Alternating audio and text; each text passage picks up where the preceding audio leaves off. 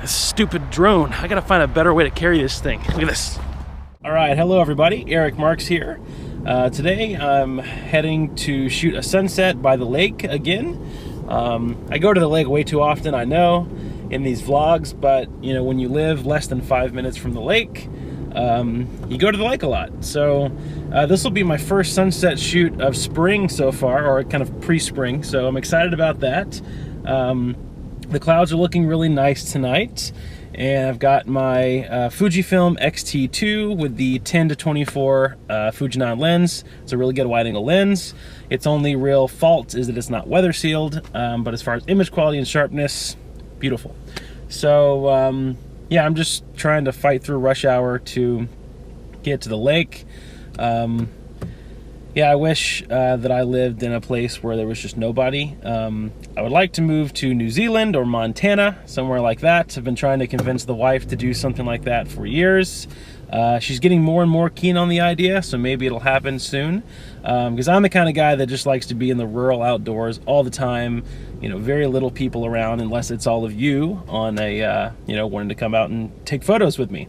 But as far as the general public, I'm not a guy that likes to go shopping and you know, be around large groups of people for large amounts of time. I like spending my time in the outdoors. It's just what I like to do. So yeah, so I don't like the whole living around traffic thing. I would much prefer being around, you know, within reach of the mountains, or even living on the top of a mountain would be quite nice.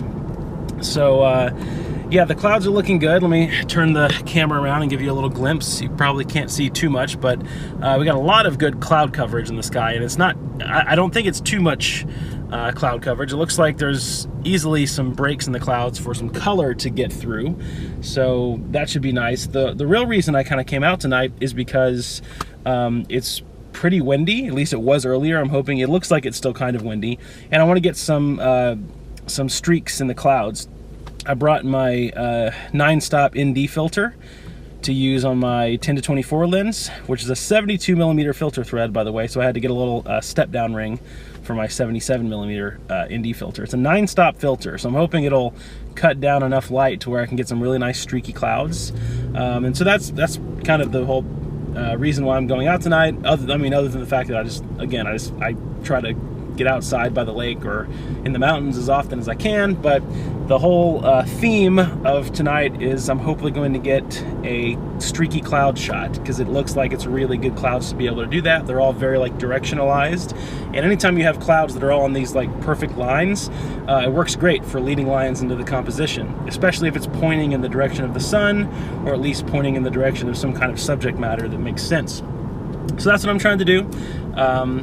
I'll be there in probably about 5 minutes or so, and when I'm there, I will turn back on the camera and we'll see if we can get set up for a shot.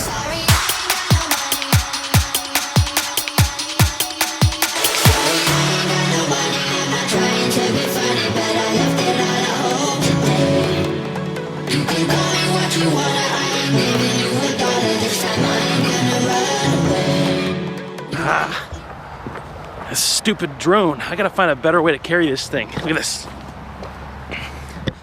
I have a messenger bag with my camera in it, and this drone is in a separate backpack. I wish I had some kind of bag, ultimate bag, that held my cameras and my drone. I have the bigger one, not the Mavic. I have the Phantom 3 Pro, and it's just really cumbersome to bring out when I can't carry it. Okay, so I'm actually kind of struggling to find a composition here. The lake is definitely low on water, which I'm glad about. I was hoping for that so I could find some kind of interesting rock or you know, tree limb formation, something to give me some shape for composition. Not having such good luck with that. I found this boot. It's like an old rain boot, maybe like a child's boot, that's right at the shore, and it's just kind of oddly placed there. I guess it was just left here by somebody. It was just one boot, and it actually kind of looks cool. I don't know. I'm kind of, maybe I'm just at my last resort here, but I'm just kind of thinking that I might try to use that as my foreground, because it's a lake and it's like a waterproof boot, and the light is hitting it kind of nice. So I might try to set something up with that. If you look here way out there, I can walk all the way out there as well, but I don't know how long it's going to take me, and the sun is very quickly kind of moving behind the trees, so I don't know if by the time I get over there if I'm even going to find a good spot, because if I'm over there then I can't really see above the trees, so I don't know where I'm going to shoot. I might try to go still kind of further around there, but I don't know if there's a good composition, so I'm going to leave the boot for now here, and we're going to move onward and try to find a tree or something, some kind of cool foreground. I got to find something here. And if I don't find something, then I'm still probably going to post this video, because you know, I like to show everyone that landscape photography isn't, you know, getting your camera out, going to a place and just getting a 5-star portfolio shot every single time. It takes a lot of work and a lot of tries. Gosh, this stupid drone bag is gonna kill me. Look at this. Again, it fell. I'm so tired of having to carry that in a separate bag. It's basically just hanging from my arm right now.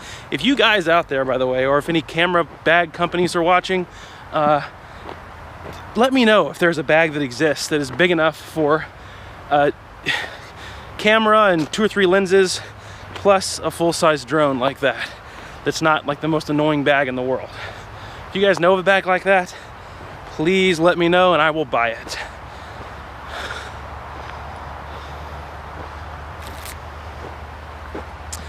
Okay, so here's a big tree.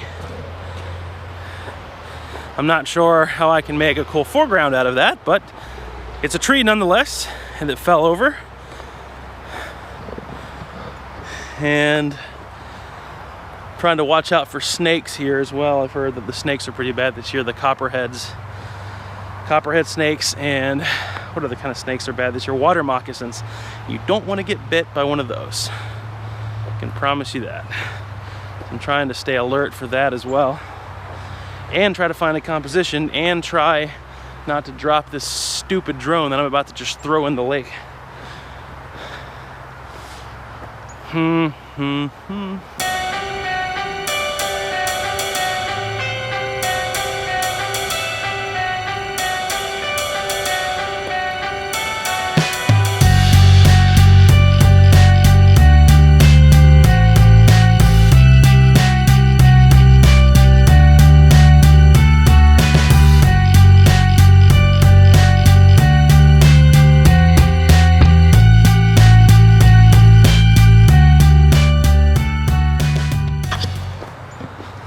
Okay, I'm going back to that boot.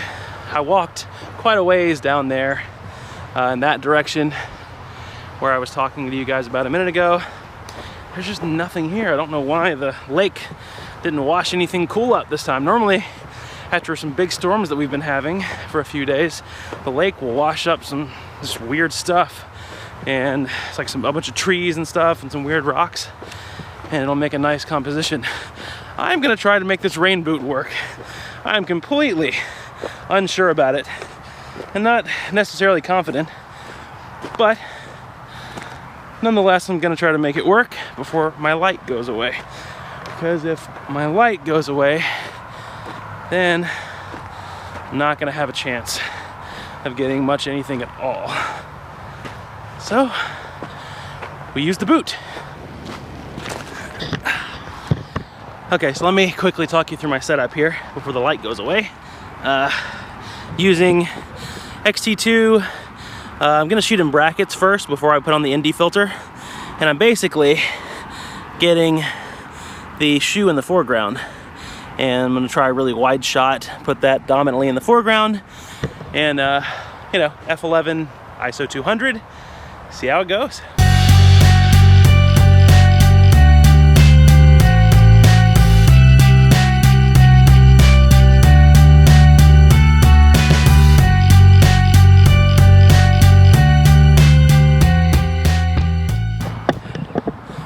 Okay, so as you can see, my tripod is almost completely flattened out on the ground here. It's that kind of a weird position. I have it that way because that leg is kind of sinking in the sand, so I just kind of shoved it in so that it wouldn't sink anymore.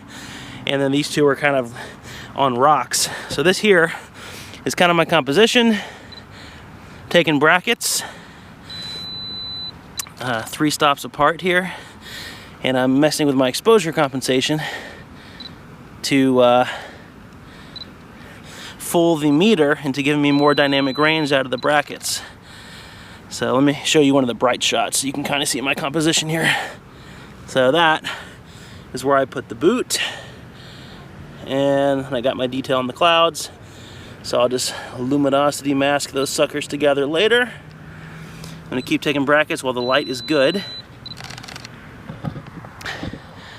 And I'm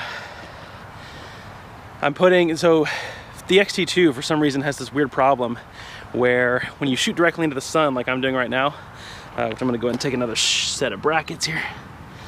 When you shoot directly into the sun and you shoot at apertures of like f11, f16, it has this like purple grid pattern that it gives you out of like the sun star effect.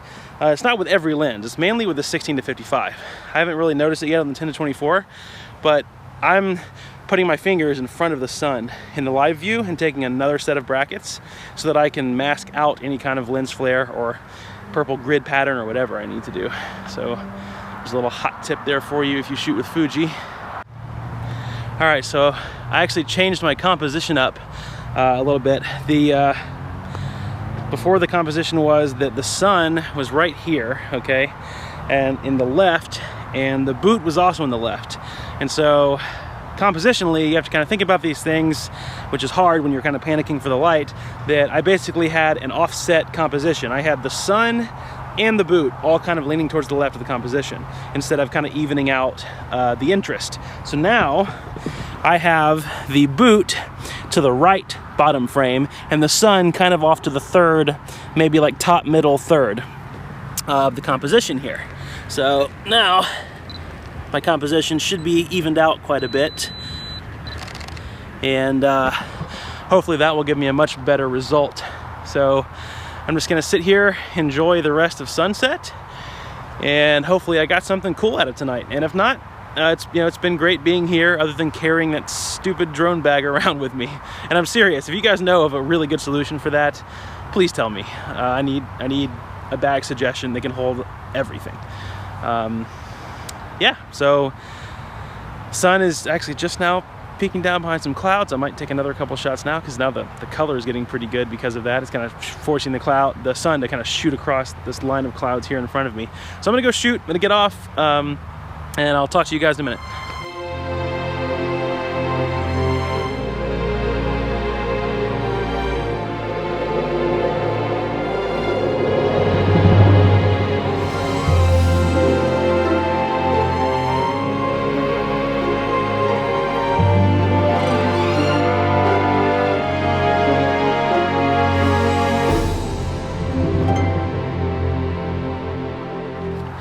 So I'm gonna go home, look at the photos, and there's a Tyrannosaurus Rex egg right here. What in the world is that?